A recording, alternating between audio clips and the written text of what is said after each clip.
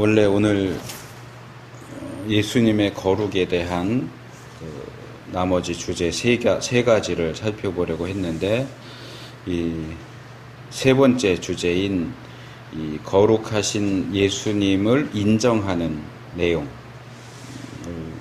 말씀을 준비하다 보니까 좀 살펴볼 내용이 많아서 이 주제를 오늘 5구절인데요. 이 5구절 오늘 살펴보고 다음 주에 나머지 2개, 예수님의 부활과 심판에 대한 내용을 다음 주에 살펴보도록 하겠습니다. 여기에 해당되는 이 5개의 구절은 다시 3개로 나눠지는데, 지금 읽은 마가복음 1장 24절과 누가복음 4장 34절은 예수님께서 활동하시던 당시에 귀신들이 예수님을 인정한 경우이고요. 그 다음에 요한복음의 또 한 구절은 베드로가 예수님을 거룩한 분으로 인정한 내용, 그리고 사도행전의 2구절이 있는데 그 내용은 예수님이 승천하신 이후에 사도들이 예수님에 대해서 선포하고 또는 기도하는 가운데 예수님을 거룩하신 분으로 인정하는 내용을 다루고 있습니다. 그래서 우리가 지금 거룩에 초점을 맞춰서 이 거룩이라고 하는 표현이 들어간 구절들을 주제별로 묶어서 살펴보고 있는데, 오늘은 거룩 부분도 물론 생각을 하지만 관련되는 본문에 나오는 교훈들도 같이 좀 살펴보려고 합니다. 먼저 마가복음 1장 24절과 누가복음 4장 34절인데요. 이 2개의 구절은 같은 사건에 대한 기록입니다. 예수님이 사역하시던 초기에 안식일에 가버나움에 있는 회당에 들어가서 가르치셨고, 그 상황에서 그 회당 안에 있던 귀신 들린 사람이 예수님에게 소리를 질렀다. 그래서 우리가 지금 읽은 내용 어떠셨는지 모르겠는데 읽으면서 조금 아이러니하다 하는 생각이 들었어요. 설교 본문이 하필이면 이 귀신이 외치는 내용이고, 이 나사렛 예수여 해서 하나님의 거룩한 자니이다 하는 게, 이게 귀신이 예수님을 향해서 외치는 건데, 이게 또 설교 본문에 들어가서 이거 읽고 우리가 또 끝에 귀신이 한 말에 대해서 아멘 이렇게 하는 것도 좀 이상하긴 한데, 뭐 그렇다고 아주 틀린 얘기는 아니니까 또 여기 관련된 내용들이 우리에게 무엇을 교훈하는지 좀 살펴보려고 합니다. 이 본문에서 4가지 정도를 살펴보려고 합니다. 이게 오늘 설교의 한 절반 정도 되는데요. 첫 번째로 시간 내지는 시점에 대한 내용입니다. 자, 아까 말씀드린 것처럼 예수님께서 안식일에 회당에 들어가서 가르치셨습니다. 이것은 우리가 유대인들이 가지고 있는 그 회당 예배에 대한 기본적인 지식이 있어야 이해하기 쉬운데, 이제 성경에는 그런 부분들을 전혀 얘기해 주지 않으니까 그냥 기록된 그대로 예수님이 안식일에 회당에 가서 사람들을 가르치셨구나, 뭐 이렇게 그냥 생각할 수 있는데, 이 유대인들 회당 예배에는 기본적으로 우리가 드리는 예배처럼 순서가 있습니다. 그리고 매주 읽게 되는 본문이 있습니다. 모세오경에서 몇 구절, 선지서에서 몇 구절, 이런 식으로 순서에 따라서 읽습니다. 뭐 아무나 나와서 이렇게 설교하는 게 아니고 여기 가르쳤다고 되어 있지만, 일단은 회당장이 있어서 그 예배를 회당 예배를 진행하고, 회당장이 지정하는 사람이, 근데 보통 이렇게 회당 예배는 일반적으로 그 지역에 있는 사람들이 예배를 드리러 오기 때문에 외부에서 이제 다른 지역에 사는 유대인들이라든가 이제 이런 사람들이 회당 예배에 참석했을 경우에 이제 그런 사람들에게 본문을 읽도록 이렇게 부탁하는 경우들이 많습니다. 물론 예수님이 나사렛에서 태어나셔서 공생애를 시작하기 전에 가버나움으로 이사를 하셨기 때문에 아마 이 가버나움 회당은 예수님에게도 익숙한 곳이었을 겁니다. 그렇지만 이제 공생애를 시작하시면서 조금 외부로 다니시고 이렇게 하니까 아마 이날 예배에 참석했을 때에 회당장이 예수님에게 그날 해당되는 본문을 좀 읽어달라고 부탁을 한 것 같고요. 또 그런 경우에 이제 본문을 읽은 다음에 설교라고 하기보다는 이제 읽은 말씀과 관련해서 뭔가 나눌 게 있는지, 나눌 게 있으면 좀 거기 모여 있는 분들에게 나눠달라고 이렇게 부탁을 하는 경우들이 일반적으로 있습니다. 그러니까 아마도 예수님이 따로 설교를 준비해서 본문을 정해서 설교 말씀을 준비해서 갔다기보다는 그날 안식일 회당 예배에 참석했고 그 회당에 정해진 그 규례대로 그날 해당되는 본문을 읽으시고 그리고 그 본문과 관련된 말씀을 전하지 않으셨을까. 이 사건과 같은 사건인지 아닌지 좀 애매하긴 하지만 예수님께서 역시 사역 초기에 그 회당 예배에 참석하셨을 때 이사야 말씀을 읽으시죠.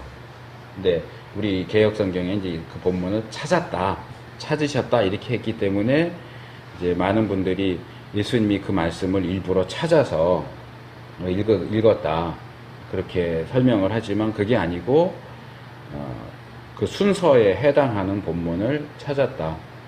우리도 책에서 어떤 본문을 찾으려면 이사야 몇 장 몇 장 읽읍시다 그럼 찾아야 되잖아요. 근데 유대인들이 가지고 있는 회당에 있는 성경책은 더군다나 두루마리란 말이에요. 그럼 이렇게 풀면서 읽어야 할 본문을 찾아야 된단 말이에요. 그런 의미로 찾았다는 얘기지 전혀 관계없이 예수님이 본문을 준비해 간 게 아니고 그래서 하필이면 그날 해당되는 본문이 예를 들면 눈먼 자가 눈을 뜨고 앉은뱅이가 일어나고 거기에 해당되는 본문을 읽으신 거예요. 그리고 하실 말씀이 있습니까? 했을 때 예수님이 이 말씀이 오늘 이루어졌다 라고 말씀을 하시죠. 어떻게 보면 우연같이 보이지만 예수님의 생애와 사역에 있어서 우연은 없죠. 다 그런 것 아주 세세한 것까지도 다 하나님이 정하셔서 그렇게 상황이 진행되도록 하셨다 이렇게 봐야 되겠죠. 근데 오늘 우리가 읽은 그 본문 마태복음, 마가복음 1장과 누가복음 4장을 보면 예수님이 읽으신 본문이 어딘지 또 예수님이 그 말씀을 나누신 내용이 무엇인지는 나와 있지 않아요. 근데 그런 예배 순서를 생각할 때 예수님이 이제 나오셔서 본문을 찾아서 읽으시고 뭐라고 말씀을 하셨어요. 하시는 중일 수도 있고 또는 말씀을 마치신 상황일 수도 있어요. 근데 여기 보면 예수님이 사람들에게 말씀을 나누었고 그 회당 안에 모여있던 사람들이 예수님의 그 말씀을 들으면서 이건 우리가 평소에 서기관들이나 이런 사람들에게서 들었던 것과는 다르다. 그리고 뭔가 이 말씀에 능력이 있어 보인다. 이제 본문에는 권세라고 이제 번역되어 있는데 말씀에 권세가 있다. 어떻게 이런 말씀을 전하시지? 어떻게 이런 말씀을 전할 수 있지? 저분이 누군데? 이렇게 놀라워했다. 말씀에 권세가 있는 것을 놀라워했다라고 되어 있고 그 다음에 이제 이 귀신 이야기가 나오는 거예요. 사람들이 이렇게 놀라워하고 있는데 마침 그때 들어온 게 아니고 이미 그 회당 예배에 참석하고 있던 어떤 사람. 근데 그 사람이 사실은 멀쩡해 보였지만 귀신 들린 사람이었다. 이 사람이 갑자기 크게 소리를 지르기 시작했습니다. 근데 여기서 우리가 이 질문을 던질 수 있어요. 왜 이 사람이 귀신 들린 자고, 이 귀신 들린 사람이 소리를 지르는 것은 사실 귀신이 시킨 거죠. 귀신이 시켜서 소리를 지르고, 우리가 읽은 이 내용도 이 귀신 들린 사람 자신이 아니고 귀신 입장에서 지금 말을 하고 있는 것을 우리가 볼 수 있는데, 그러면 이 귀신이 예수님을 알아봤는데 왜 예수님이 처음에 회당에 들어오셨을 때 소리 지르지 않았을까? 저분이 왜 여기를 들어오지? 예수님이 들어오실 때 그걸 보고 느끼고 소리를 지르고 예수님이 회당에 예배에 참석하는 걸 방해할 수도 있었을 텐데, 예수님이 회당에 들어오실 때는 아무 반응을 하지 않았어요. 예수님이 성경 말씀을, 구약 말씀을 읽으실 때도 아무런 반응이 없었어요. 예수님이 가르침을 시작하실 때도 아무 반응이 없었어요. 그러다가 중간에, 가르치시던 중간에 또는 가르치심이 끝난 다음에 이 귀신이 그 순간에 소리를 지르기 시작했습니다. 우리가 한 구절만 읽었지만 이 마가복음 1장 또는 누가복음 4장의 그 해당 본문을 조금 전체적으로 예수님이 안식일에 회당 예배 들어가셨다 하는 것에서부터 그 이야기가 어떻게 마무리되는가 하는 것을 전반적으로 좀 읽어보실 필요가 있는데, 그 본문을 읽으실 때 권세, 우리 개역성경이 권세라고 번역된 단어에 초점을 맞춰서 읽어보실 필요가 있어요. 사실 이 사건은 권세라는 단어를 가지고 요약할 수 있어요. 예수님이 안식일에 회당에 들어가서 가르치셨을 때 사람들이 이분의 가르침은 권세가 있구나 라고 놀라워했고, 그 다음 그 중간에 이제 귀신이 소리 지르고 예수님이 귀신을 쫓아내는 장면이 나오고요. 그 다음에 이 사건 제일 끝에 또 무슨 얘기가 나오느냐, 역시 그 자리에 모여있던 사람들이 이 예수님의 그 말씀은 권세 있는 말씀이다. 어떻게 말씀 한마디 했는데 귀신이 쫓겨나가지? 이분은 뭔가 달라. 이분의 말씀은 권세가 있어. 그래서 시작 부분에도 권세라는 단어가 나오고 끝에 부분에도 권세라는 단어가 나와요. 근데 이런 구조를 보면 결국 뭐냐?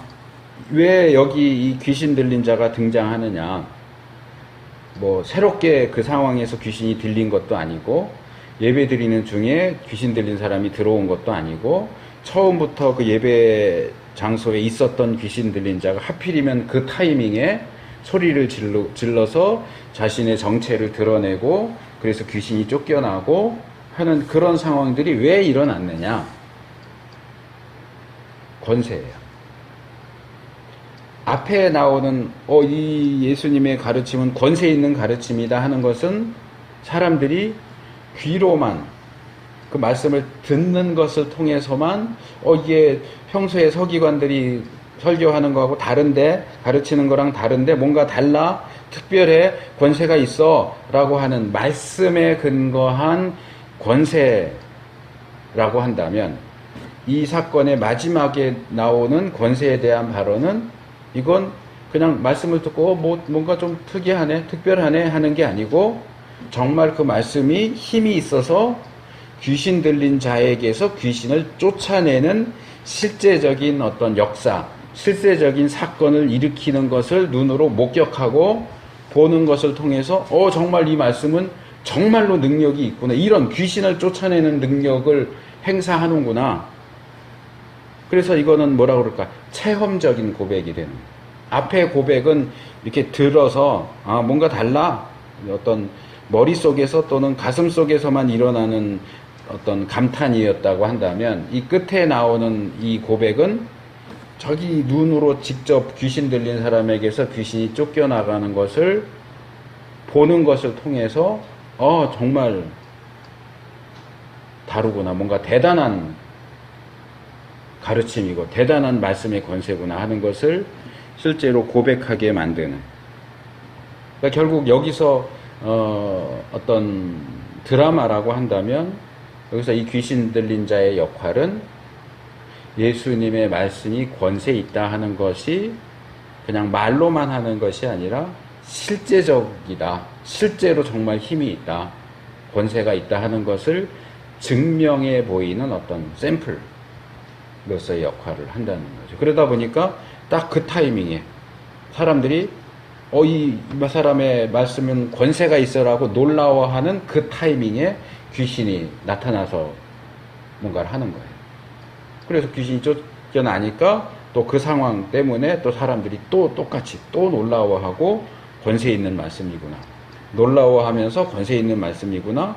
놀라워하면서 권세 있는 말씀이구나. 비슷하지만 이 앞에 고백과 뒤의 고백은 차이가 난다는 거죠. 그런 차이를 가져오는데 이 귀신 들린 자가 중요한 역할을 아주 시기적절한 예수님의 권세를 증명하는 어떤 도구로서 여기 사용되고 있다 하는 것을 볼 수 있습니다. 그 다음에 두 번째로 우리가 생각할 것은 이 귀신이 딱 두 마디 해요. 두 마디. 이 두 마디 중에, 그러니까 문장으로 치면 두 문장인데, 그 중에 첫 번째 문장은 뭐냐 하면, 나사렛 예수여, 우리가 당신과 무슨 상관이 있나이까? 우리를 멸하러 왔나이까? 하는 거예요. 항변이죠. 왜 이렇게 말을 할까? 귀신들이 왜 이렇게 말할까? 생각을 좀 해봤어요. 예수님의 그 가르치심 가운데 이 귀신이 이렇게 반응할 만한 요소가 있지 않았을까 하는 생각을 하게 돼요. 뭐 예수님이 꼭 그 시간에 너희들 여기 있는데 이 중에 귀신 들린 사람이 있어. 뭐 이렇게 말씀하셨을 것 같지는 않고, 그건 아니지만 이 귀신 들린 자가 그 이전에도 전혀 귀신 들린 사람 같지 않게 멀쩡한, 다른 사람들과 똑같은 멀쩡한 사람처럼 거기 앉아서 예배를 드렸어요. 해당 예배를. 이 사건이 아니었다면 이 사람이 귀신 들렸는지도 몰랐을 가능성이 높아요. 근데 이 사람이 이 귀신이 왜 자기의 정체를 드러내면서까지 예수님에 대해서 이렇게 공격적인 또는 반항적인 이런 발언을 했을까? 복음서에 나오는 기본적인 내용들을 생각을 해볼 때 저는 뭐 이게 꼭 100% 정답이다 말하기는 어렵겠지만 뭐 대충 이 상황을 이렇게 우리가 이해할 수 있겠다 생각을 해요. 우리가 알고 있듯이 예수님이 공생애를 시작하시면서 제일 먼저 전하셨던 메시지가 뭐예요? 천국이 가까이 왔다, 회개해라. 그거예요. 세례 요한도 그랬고 예수님도 똑같아요. 때가 찼고 하나님 나라가 가까웠으니 회개하고 복음을 믿으라. 아마 제 생각에는 그날 본문도 아까 제가 예를 들었던 것처럼 이사야 본문처럼 예수님이 거기 가서 말씀을 전하시기에 적절한 본문이 아니었을까 생각이 되고, 그냥 뭉뚱그려서 말하면 아마도 예수님은 이날도 하나님 나라에 대해서 가르치셨을 것 같아요. 때가 찼다, 하나님 나라 가까웠다, 회개해라, 복음을 믿어라. 뭐 이런 내용을 전하지 않으셨을까 생각이 되는데, 그러면 하나님 나라와 지금 이 귀신이 이렇게 얘기하는 것이 무슨 관계가 있느냐? 복음서에 하나님 나라가 가까웠다 하는 것과 그것이 귀신들과 무슨 관계가 있는가 하는 것을 보여주는 두 개의 구절이 나옵니다.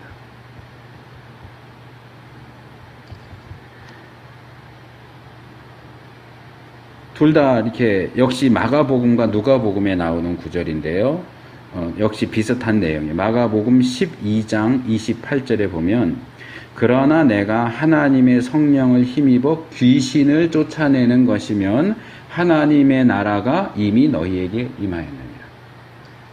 누가복음 11장 20절 그러나 내가 만일 하나님의 손을 힘입어 귀신을 쫓아내는 것이면 하나님의 나라가 이미 너희에게 임하였느니라.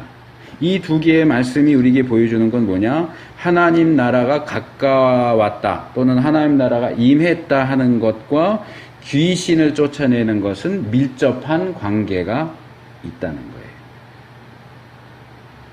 사람들은 모르는데 예수님은 아시고 천사들도 알고 귀신들도 아는 게 있어요. 뭐예요? 하나님의 나라가 가까이 오면, 임하면 귀신들이 세력을 잃고 쫓겨나게 될 거라는 사실이에요. 어떤 면에서 귀신은 우리보다 똑똑합니다. 이제 조금 이따가 이 부분도 말씀을 드리겠지만, 자, 귀신이 뭐라고 그래요? 나는 당신이 누군 줄 압니다. 당신은 하나님의 거룩한 자입니다. 그래요. 그런데 그 자리에 있던 그 회당 예배에 참석한 사람들 중에 예수님이 하나님의 거룩한 자이신 걸 아는 사람이 누가 있었어요? 심지어는 예수님의 초기 제자들 가운데서도, 이 초기 활동이니까 아직 제자들이 12명 다 차지 않았을 텐데, 그들 가운데 예수님이 하나님의 거룩한 자라고 하는 사실을 알고 있는 제자가 제가 보기엔 없었어요. 우리가 이 다음으로 살펴볼 요한복음에 보면 이제 예수님 말씀에 대해서 베드로가 대답하면서 역시 당신은 하나님의 거룩한 자이십니다. 그것을 우리가 압니다. 라고 얘기하는데 처음부터 알았던 건 아니에요. 몇 년 따라다니면서 이분이 누구지? 뭐 풍랑을 잠잠케 하는 거, 뭐 이분이 누군데 이렇게 파도가 순종하지? 뭐 이런 과정을 통해서 알게 된 거지.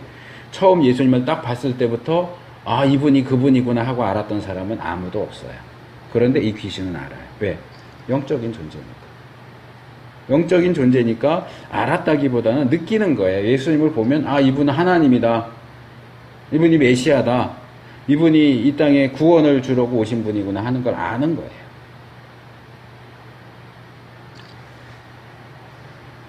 그러니까 아, 예수님이 오셨다. 이꼴 하나님 나라가 가까웠다. 이꼴 우리가 쫓겨나게 생겼구나. 여기 있는 표현대로 하면은 예수님 당신이 우리와 무슨 상관이 있길래 우리를 쫓아내려고 우리를 멸하려고 오셨습니까? 아직 때가 안 됐는데요. 왜 벌써 오셔서 여기 우리 지금 여기서 잘 있는데 잘 먹고 잘 사는데 왜 여기 와서 우리를 이렇게 신경 쓰게 하고 괴롭게 하고 왜 그럽니까? 이 얘기를 하는 거예요. 그러니까 하나님 나라에 대한 선포는 귀신들에게 어떤 위기감을 느끼게 하는 그런 힘이 그 안에 있다고 볼 수 있겠죠. 뭐 베레아나 이런 데서 하는 것처럼 막 굳이 너 뭐 이름이 뭐냐 뭐 이런 식으로 귀신은 축출을 하지 않아도 하나님 나라가 임함으로써 예수님의 이름으로써 이미 귀신은 겁을 먹을 수밖에 없고 위기를 느낄 수밖에 없는 거예요. 그러니까 얼마나 위기감을 느꼈는지 예수님이 그 귀신을 딱 집어서 어쩌고저쩌고 얘기를 하지 않았어도 자기가 먼저 도둑이 제발 저린다고 자기가 먼저 들고 일어나는 거예요. 당신이 우리랑 무슨 상관이 있길래 바꿔 말하면 이러면 우리가 당신한테 뭐 피해 준 게 있다고 목이 찾아와서 우리를 이렇게 위협합니까?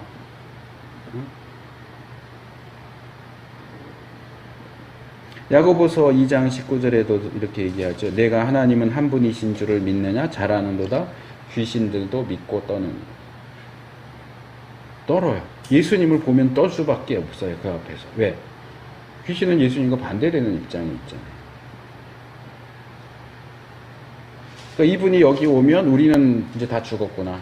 여기 더 이상 있을 수 없구나 하는 것이 뭐 당연한 어떤 원리처럼, 규칙처럼 되어 있는 거예요.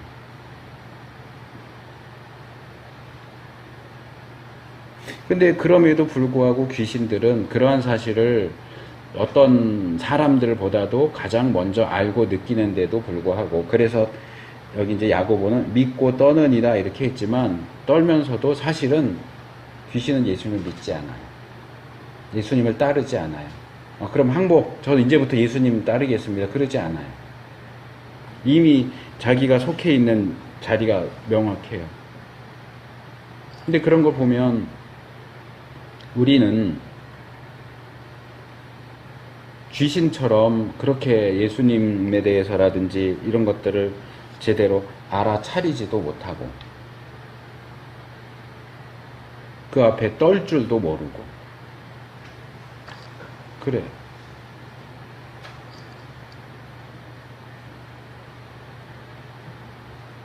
이런 표현을 쓰면은 좀 어떨지 모르겠는데 많은 믿는다고 하는 사람들이 귀신만도 못한 믿음을 가지고 있어요.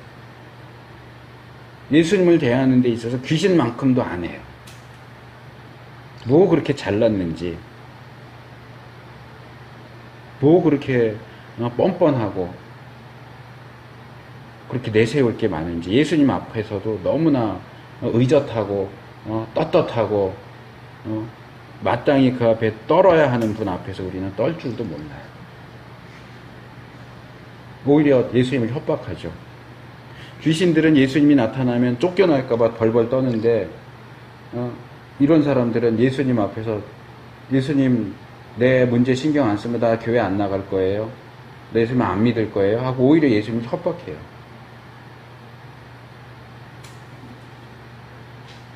예수님 보시기에는 어떻고 귀신들이 볼 때는 얼마나 한심할까요? 죄송한데 이 표현을 쓰고 싶네요. 얼마나 병신 같을까요? 아이고 저 병신들. 지들이 무슨 말을 하는지도 몰라. 지들이 지금 누굴 상대하고 있는지도 몰라. 어떻게 저렇게 말을 하지? 그런 얘기가 있어요. 참새 2마리가 전깃줄에 앉아서 둘이 얘기해요. 왜 사람들은 저렇게 아등바등 하면서 저렇게 불안해하면서 살까? 옆에 있는 참새가 대답해요. 아마도 저 사람들은 우리처럼 하나님이 아버지가 아니라서 그럴 거야. 하나님이 참새도 돌보시는 하나님이에요. 예수님은 그러시잖아요. 참새 1마리가 땅에 떨어지는 것도 하나님이 허락하시지 않으면 안 그렇다. 하물며 너희일까 보냐. 하나님에게 참새가 더 중하겠느냐, 너희가 더 중하겠느냐. 아마 그 말씀의 기초에서 누군가가 그 이야기를 만들어낸 것 같아요. 근데 참새가 볼 때는 우리는 하나님이 계셔서 이렇게 잘 먹고 살고 염려 없이 사는데 저 인간들은 아마 하나님을 모르나 봐. 하나님을 몰라서 저렇게 불안해하고 저렇게 아둥바둥하고 그러는 것 같아 라고 얘기를 한다는데, 우리가 참새만도 못한 믿음을 가지면 되겠습니까? 귀신만도 못한 믿음을 가지면 되겠습니까? 자, 3번째로 예수님께서 이 귀신이 이렇게 예수님에게 반항하고 이럴 때 뭐 간단해요. 이 귀신을 쫓아내십니다. 근데 예수님께서 이 귀신을 쫓아내셨다 하는 부분에서도 우리는 교훈을 받을 것이 있습니다. 현대 교회는 전도를 위해서라면 또는 교회의 성장을 위해서라면 수단과 방법을 가리지 않고 뭐든지 해도 좋다 또는 할 수 있다라고 생각하는 것 같아요.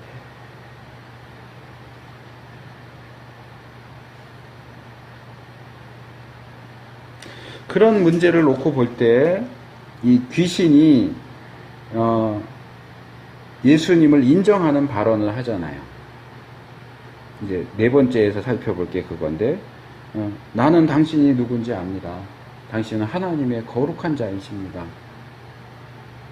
그냥 사실을 얘기하는, 자기들이 예수님을 믿고 따르는 건 아니지만 자기들이 알고 있는 객관적인 사실을 얘기하죠. 그리고 거짓말이 아니잖아요. 사실이잖아요. 예수님은 하나님의 거룩하신 분이에요. 그러면 현대교회였다면 어떨까요? 이런 상황에 처한다면 현대교회 같으면 어떻게 했을까요? 제가 볼 때는 이럴 것 같아요. 프랭카드 만들어서 붙여요. 귀신도 인정한 하나님의 사람, 아무개 목사. 얼마나 대단한 일이에요. 귀신도 인정해요. 귀신도 인정한 그 대단한 암흑의 목사님이 목회하는 교회. 오시오. 어디 다른 목사를 귀신이 인정합니까? 우리 목사님은 귀신도 인정하는 목사입니다. 그럴 것 같아요. 왜요? 얼마나 좋은 홍보 내용이에요. 그 교회를 알리고 그 목사를 알리기에 얼마나 좋은. 이런 얘기하는 것도 아마 들어보셨을 거예요. 어떤 믿는 사람이 점치러 갔어요. 하도 삶이 힘들고 어려워서 어떻게 해야 되나 점치러 갔더니 점쟁이가 그랬대요. 당신은 점치러 다니지 말고 교회나 잘 다니라고. 당신은 구원받은 하나님 백성이니까 이런 데 오지 말고 교회나 잘 다니라고. 그걸 또 와가지고 자랑스럽게 얘기해. 아, 점쟁이가 나 하나님의 사람이라고, 백성이라고 인정해줬다.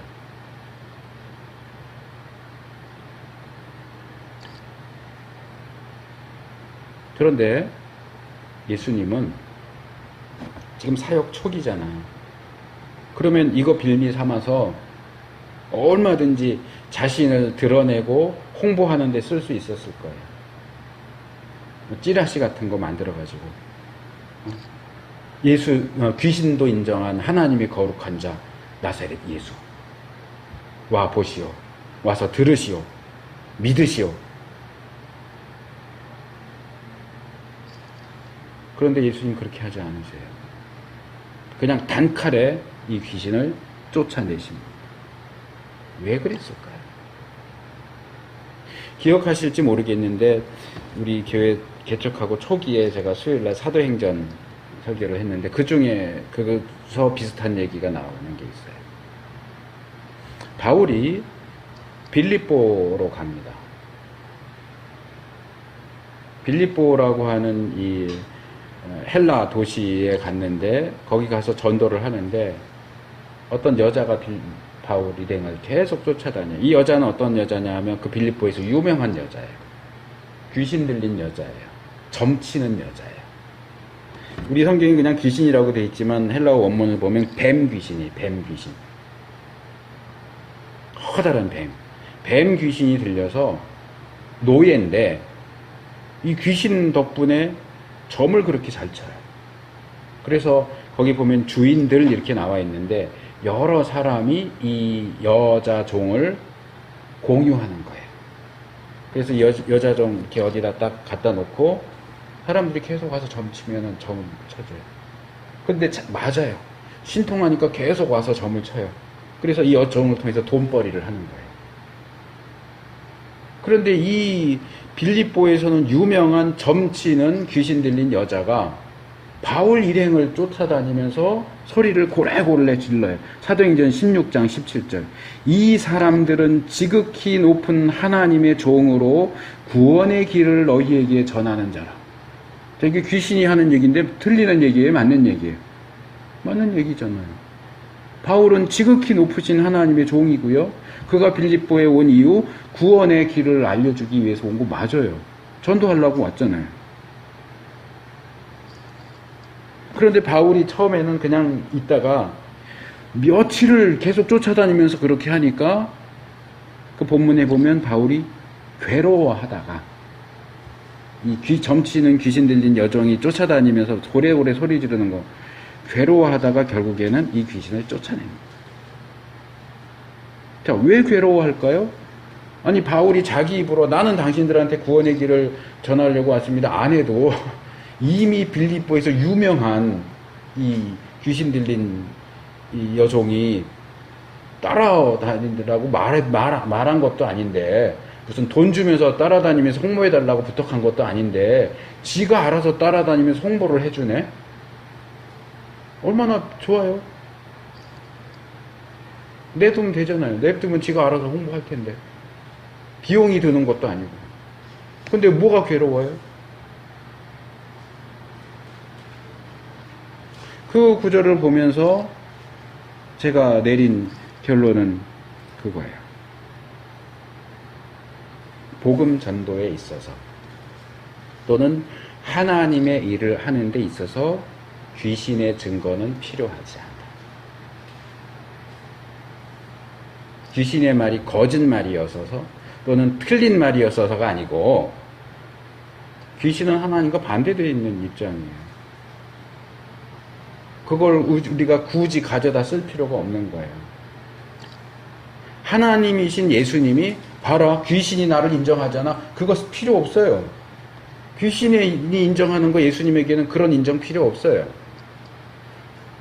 하나님의 종인 바울이 복음을 전하는데 귀신이 도와주는 것, 귀신의 도움 따위 필요 없어요. 귀신이 믿으라 그런다고 해서 믿은 사람은 또 좀 있다가 귀신이 믿지 마 그러면 안 믿을 거 아니에요. 복음 때문에 믿는 게 아니고 귀신 때문에 믿는다면,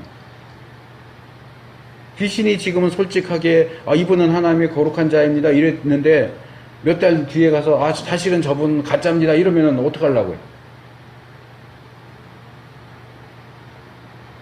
귀신이 헛소리 할까봐 그게 걱정되는 게 아니고 아예 애초에 하나님의 일을 하는 데 있어서 귀신의 도움은 필요로 하지 않는다는 거예요. 이게 제가 보는 성경의 원리예요. 전도를 위해서라면, 교회 성장을 위해서라면 어떤 수단과 방법을 사용해도 괜찮다는 생각, 꽁 잡는 게 매고 뭐로 가도 서울만 가면 되고 쥐만 잘 잡으면 그게 하얀 고양이인지 검은 고양이인지 상관없다 하는 생각은 결코 성경적인 사고방식이 아닙니다. 성경은 목적이 수단을 정당화한다 하는 방식으로 말하지 않습니다. 성경은 우리의 동기도 온전해야 하고 목적도 온전해야 하고 수단도 온전해야 한다고 가르칩니다. 결과만 좋으면 되죠. 아니요. 결과가 좋을지라도 그 결과에 이르는 방법이 잘못됐다면 그 결과 소용이 없어요. 사람은 좋을지 모르지만 하나님은 그거 좋다고 말씀하시지 않아요. 우리의 동기와 수단과 목적 모두 온전해야 됩니다. 우리가 계속해서 살펴보는 그 주제를 대입시켜서 말하자면 거룩해야 됩니다. 우리의 동기도 거룩해야 합니다. 우리가 사용하는 수단도 거룩해야 됩니다. 우리가 지향하고 있는 목적도 거룩해야 됩니다. 어느 한 부분에서도 잘못된 방식과 방법이 도입되어서는 안 됩니다. 처음부터 끝까지 올바르고 거룩해야 합니다. 그렇게 하면은 살 수가 없어요. 바르고 거룩한 것만 고집해서 어떻게 교회가 크겠어요?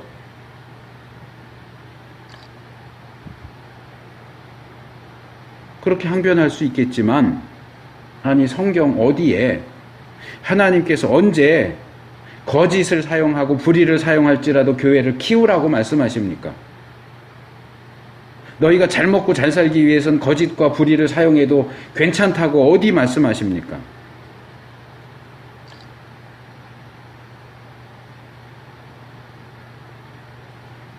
죽어도 잘 먹고 잘 살지 못할지라도 교회가 크지 않을지라도 성장하지 못할지라도 하나님의 원리를 따르고 순종하기를 원하시는 것이 하나님의 뜻이에요. 교회가 작아야 한다는 얘기를 하는 게 아니에요. 교회가 작다 크다는 문제가 되지 않아요. 작은 교회도 하나님의 뜻 안에 온전히 서야 하고 큰 교회도 하나님의 뜻 안에 온전히 서야 됩니다. 우리 시대만 그런 건 아니겠지만, 그런데 우리가 살고 있는 이 시대는 그런 점에서 문제가 많은 거죠. 성장을 추구하니까. 성장을 가장 큰 가치로 놓고 보니까. 교회가 가장 큰 가치로 놓고 봐야 할 것은 하나님의 뜻인데, 하나님의 뜻이 아닌 성장을 가장 높은 가치로 보다 보니까 성장하기 위해서는 뭐든지 해도 된다는 거죠. 결과가 말해준다. 우리 그 교회가 크지 않았냐? 10명 모였는데 지금 우리가 100명, 1000명 모이지 않느냐? 그러면 됐지. 어떻게 해서 100명이 됐고 어떻게 해서 1000명이 됐느냐? 그걸 뭘 물어? 뭘 따져? 1000명이 된 게 중요한 거죠. 그런데 하나님이 그래도 어떻게 해서든 너가 1000명 만들었으니까 잘했다 그러실까요? 아니요. 베드로에게 하셨던 것처럼 사탄아 물러가라. 그렇게 말씀하실 가능성이 높다고 봅니다. 자, 네 번째로 이 귀신의 두 번째 발언이 그거죠. 거룩에 대한. 나는 당신이 누구인 줄 아노니 하나님의 거룩한 자니이다. 여기 하나님의 거룩한 자라고 번역된 헬라어 원문을 정확하게 말하면 그 하나님의 그 거룩한 자예요. 정관사가 둘 다 붙어 있어요. 그러니까 그냥 지나가다 오다 가다 보게 된 거룩한 자가 아니고 그 거룩한 자에 딱 지정이 되어 있는 거예요. 그래서 그 하나님의 그 거룩한 자라고 하는 이 표현은 굳이 말하자면 이건 메시아를 가리키는 거예요. 하나님이 약속하신 구원자. 하나님이 보내주신다고 약속하신 그분. 당신은 그분입니다. 메시아입니다. 그리고 그게 이제 관용적인 표현일 수도 있는데 좀 더 보면 그 메시아는 하나님에게 속한 자고 거룩하신 분이다.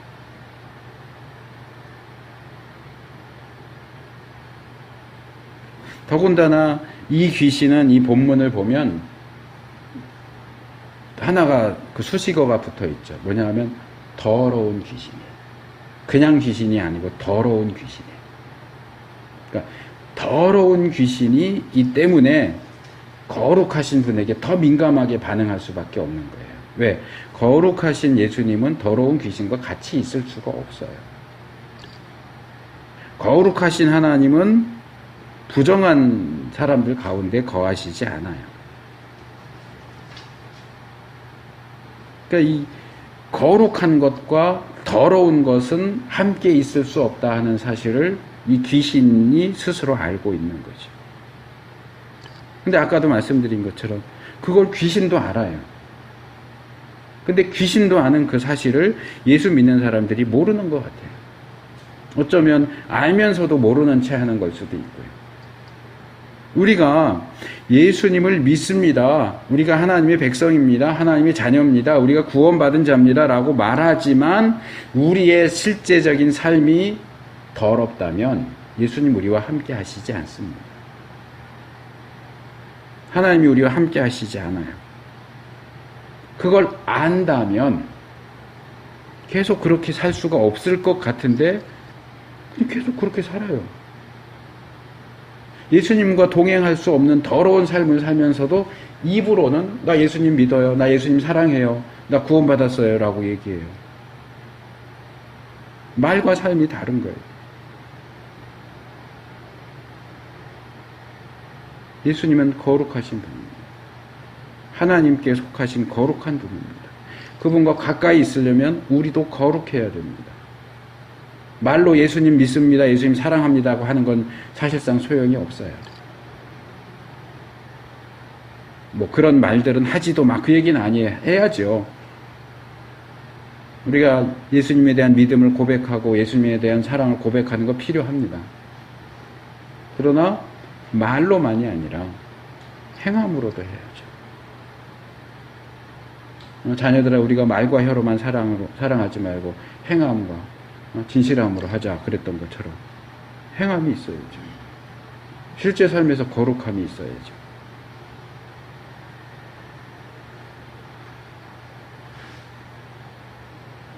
자, 두 번째 구절로 넘어갑니다. 세 번째죠. 앞에 우리가 두 개 했습니다. 요한복음 6장 69절.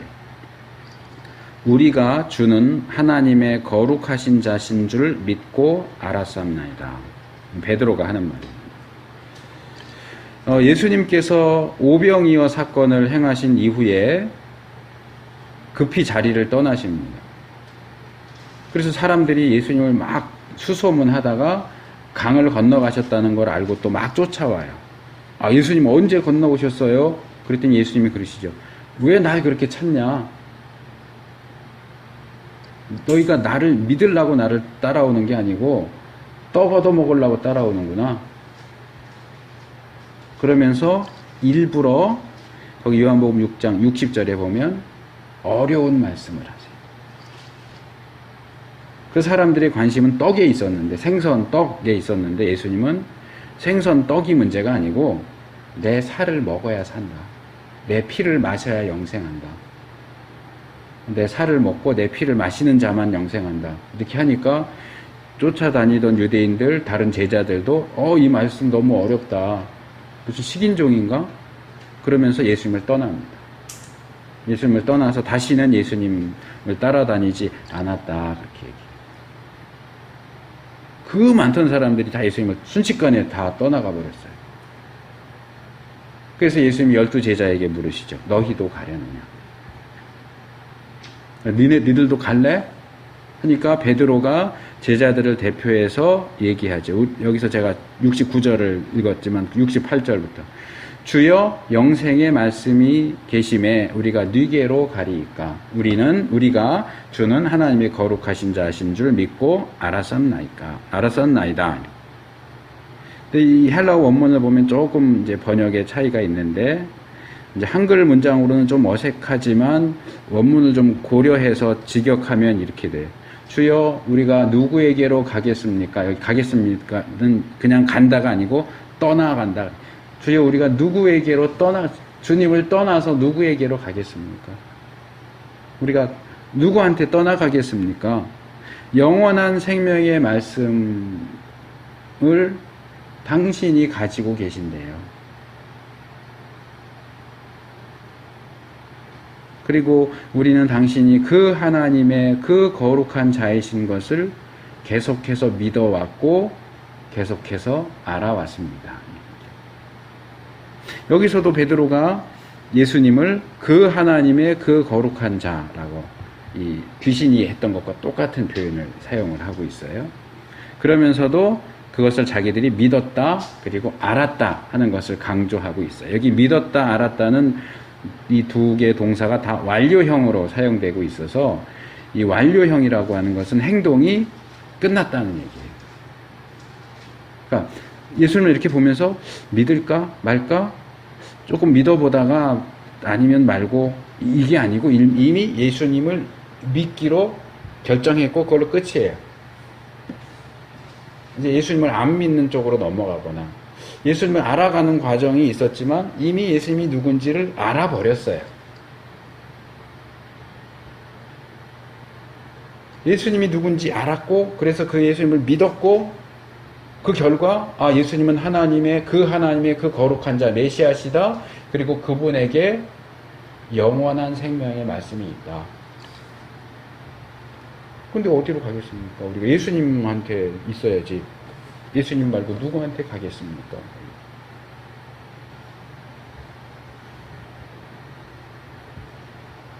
여기서 믿음과 알에 대한 얘기들이 나오는데 그건 그냥 제가 넘어가도록 하고요.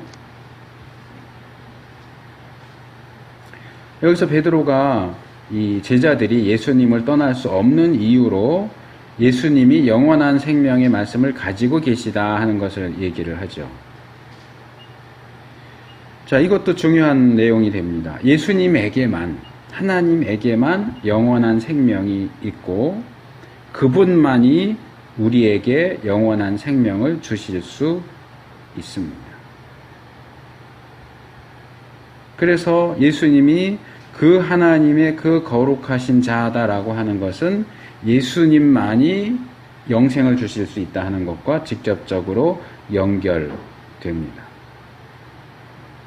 예수님이 영원한 생명의 말씀을 가지고 계시는 이유는 그분이 그 하나님의 그 거룩한 자, 곧 메시아이시기 때문에 그렇습니다. 그래서 영원한 생명의 말씀과 그 하나님의 그 거룩한 자를 믿고 아는 것이 중요하다. 우리에게 그런 믿음이, 그런 알미 있는가? 당연히 있죠. 당연히 믿고 당연히 알죠. 글쎄요. 그런 사람이 상황이 좀 어려워지면 예를 들면 장로 후보로 나갔는데 장로 후보로 선출되지 않으면 휙 하고 다른 교회로 갑니까? 이런저런 이들이 있으면 신앙을 버리고 가버립니까? 예수님에게 영생의 말씀이 있고 예수님이 하나님의 거룩한 자이신 걸 아는 사람은 예수님 말고 다른 사람에게 갈 수가 없어요. 다른 누구에게도 갈 수가 없어요. 근데 가는 거 우리가 많이 보잖아요.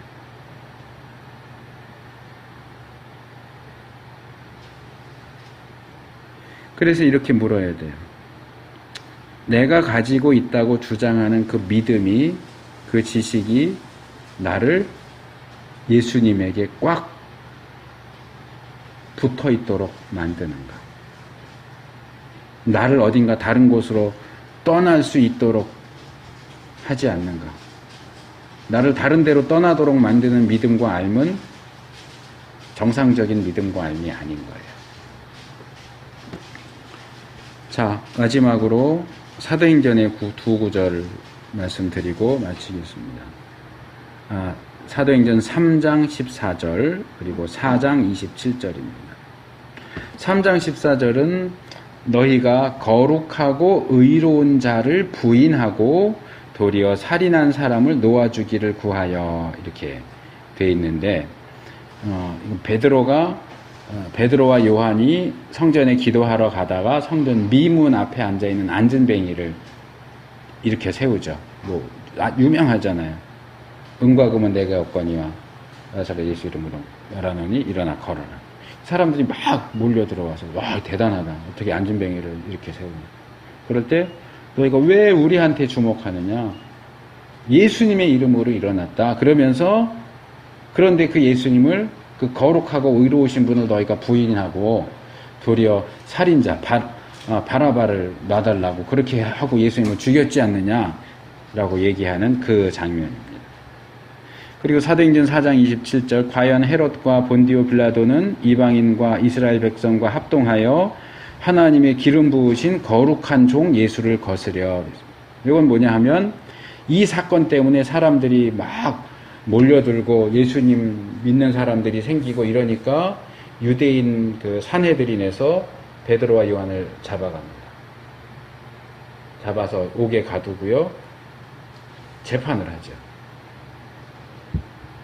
때리고, 다시는 나사렛 예수의 이름으로 말하지 마. 그래서 쫓아내니까 이 두 사람이 이제 교회로 돌아와서 예루살렘 교회 사람들과 함께 기도합니다. 기도하는 가운데 하는 얘기예요. 과연 헤롯과 본디오 빌라도가 이방인과 이스라엘 백성과 합동해서 하나님의 기름 부으신 거룩한 종을 예수를 거스려 이렇게 했는데, 지금도 여전히 우리에게 이렇게 합니다. 하나님 우리에게 힘을 주셔서 두려워하지 않고, 감옥에 가는 거 두려워하지 않고, 죽는 거 두려워하지 않고 예수님을 전할 수 있게 해주세요. 풀어서 말하자면 그렇게 기도하는 내용입니다. 여기 보면 헤롯, 본디오 빌라도, 이방인, 이스라엘 백성 다죠. 모든 사람들이 합동해서 하나님의 기름 부으신 자 예수님을 부인했다. 요 번역은 좀 약해요. 이 헬라어 단어는 원래 부정하다, 거부하다, 거절했다. 나 예수 몰라. 이게 부인이고요. 나는 너 싫어. 예수님을 거절했어요. 배척했어요. 예수님을 거절했고요. 그 다음에 거스렸다. 그러지. 거스렸다. 이것은 반대편에 섰다. 예수님을 반대하는 편에 섰어요. 근데 그들이 이렇게 거절하고 거스린 대상이 누구냐? 거룩하고 의로운 자고 하나님이 기름 부으신 거룩한 종이라는 거죠. 이 거룩하고 의롭다 할 때 거룩이 어떻게 의와 함께 가는지는 제가 여러 차례 말씀을 드렸기 때문에 여기서 넘어가고요. 사도행전 4장 27절에 하나님의 기름 부으신 자, 이건 메시아죠. 메시아의 뜻을 풀어서 말한 거죠. 이 기름을 붓는다 하는 것은 구약에서 특별히 어떤 직분을 수여할 때 행했던 방식입니다. 왕을 세울 때라든지 제사장을 세울 때라든지 선지자를 세울 때라든지. 그래서 하나님께서 그에게 기름을 부어서 종으로 세우셨기 때문에 예수님은 하나님의 종이고 또 특별히 거룩한 종이다. 그런데 하나님이 세우신 그 거룩한 종을 반대하고 거절하고 거스리는 것은 아주 중대한 죄다. 그래서 이 사도들이 계속해서 이런 내용들을 얘기하는 것은 단순히 정죄하려고 하는 게 아니고, 그랬기 때문에 너희가 회개해야 된다. 회개해라. 그리고 예수님을 믿어라. 이렇게 이제 내용이 연결이 되는 거죠. 아까 얘기했던 것과 비슷한 얘기를 다시 해야 되겠네요. 우리는 이미 예수님을 믿고 예수님을 받아들인 사람들이에요. 그러면 이 본문은 이제 우리와 상관없는 얘기일까요? 이건 유대인들, 예수님 당시에 헤롯, 본디오 빌라도, 이방인들, 로마 국민들, 이스라엘 사람들 얘기지 우리하고는 아무 상관이 없어. 우리는 그 시대에 살지도 않았고, 그들은 예수님을 거절하고 거스렸지만 우리는 뭐 다 예수님 믿고 따르는 사람들인데, 그럼 이 구절은 우리한테 필요 없는 말씀일까요?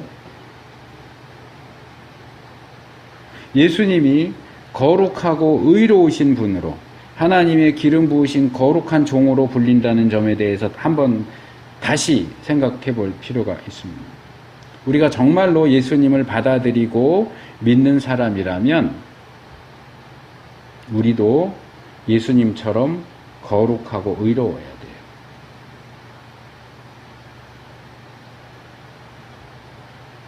하나님이 세우신 거룩한 종답게 살고 행해야 돼요. 우리의 삶이 거룩합니까? 의롭습니까? 하나님의 종다운 모습으로 살고 사역합니까?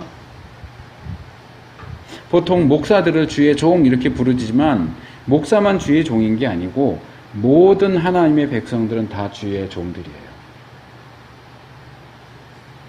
우리가 예수님께서 하신 고유하고 독특한 일들을 행할 수는 없을지라도 2주 전에 제가 말씀드린 것처럼 복음 전하는 일, 이건 천사한테도 안 맡기는 일이에요. 우리에게만 맡겨진 그런 복음 전하는 일, 이 땅에서 하나님의 백성답게 거룩하고 의롭게 살면서 하나님께 영광 돌리는 그런 일들은 제대로 감당해야 한다는 거죠. 말로는 예수님을 인정한다고 믿는다고 하는데 삶에서는 그렇게 하지 않는다면 우리는 우리의 삶으로, 행동으로 예수님을 거절하고 거스리는 겁니다.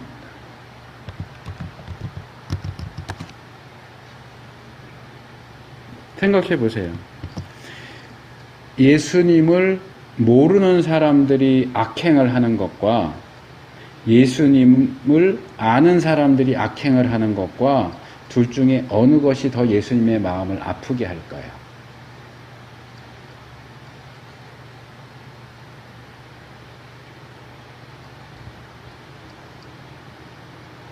우리는 목숨을 걸고서 거룩해야 되는 사람들입니다. 목숨을 걸고서 의로워야 하는 사람들입니다. 그렇게 작정하고 하루하루를 그렇게 살고자 노력하는 우리들이 될 수 있기를 바랍니다. 우리가 당연하게 생각하고 어쩔 수 없다고 변명하는 그 일들이 정말로 당연하고 어쩔 수 없는 일인가? 예수님을 믿고 따르는 자로서 하면 안 되는 일들을 하면서 남들도 다 하는데 왜 나는 하면 안 된다고 그래? 상황이 이러이러하니까 나도 어쩔 수 없어 이러면서 하나님 뜻과는 맞지 않는 일들을, 거룩하지도 않고 의롭지도 않은 하나님의 종으로서 할 수 없는 그런 일들을 우리가 하고 있지 않은가. 자신을 말씀에 돌이켜보고 비추어보고 버릴 것은 버리고 해야 하는데 안 했던 것들이 있다면 하시고 우리가 믿는 예수님에게 합당한 우리 아버지이신 하나님 그리스도에게 합당한 모습으로 살아가는 우리가 되기를 바랍니다.